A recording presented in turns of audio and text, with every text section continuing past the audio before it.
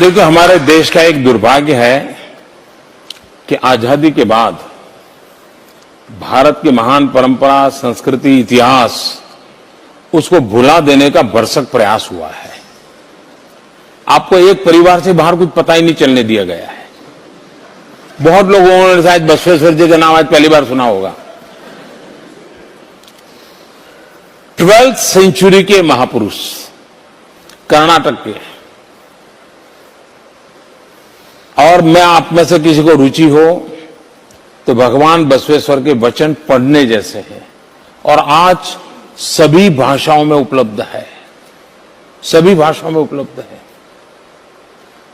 आज उनकी जन्म जयंती है, तो मैंने आज मेरे बिजी शेड्यूल में भी थोड़ा समय निकाला था और यहां पर जो पिछले बार मैं जब आया था, जिस स्टैच्यू का मुझे अनावरण करने का मौका मिला था, तो वहां जाकर के मैं खुद आज नमन करने चला गया था।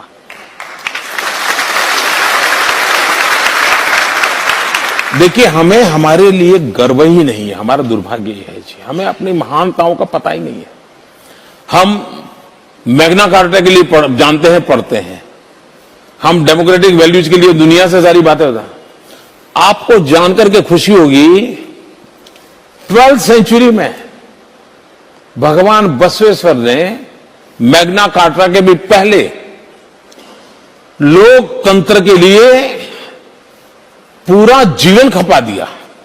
उन्होंने एक अनुभव मंडपम नाम की व्यवस्था की और समाज के सब वर्ग के लोग वहां बैठते थे और सामाजिक समस्याओं का चिंतन करते थे। और उस जमाने में कंपलसरी महिला प्रतिनिधि रहती थी उसमें, 12th सेंचुरी में, और सामाजिक समस्याओं का निदान निकालते थे और फिर समाज का प्रबोधन करते थे। हमारा देश जातिवाद, ऊंच नीच, छूत अछूत, इसमें ऐसा बिखरा पड़ा था। भगवान बसवेश्वर ने इन सबको एक छत्र छाया में ला करके, ऊंच नीच, जातिवाद को समाप्त करके सबको जोड़ने का बहुत बड़ा काम किया था। और अभी जो आपने बेसब्री वाली बात कही थी, मुझे भगवान बसवेश्वर जी की एक बात याद आती है। उनका एक वचन है, उस वचन में उन्होंने कहा है कि जहां ठहराव है, मुझे शब्द मेरे होंगे लेकिन मुझे भाव याद है, जहां ठहराव है वहां जिंदगी समाप्त है और जहां पर गति है वहां पर जिंदगी के नए आयाम की संभावनाएं नित्य नूतन होती हैं। इस प्रकार का भाव भगवान बसवेश्वर के वचन में है, जहां ठहराव को मृत्यु माना है उन्होंने उस जमाने में।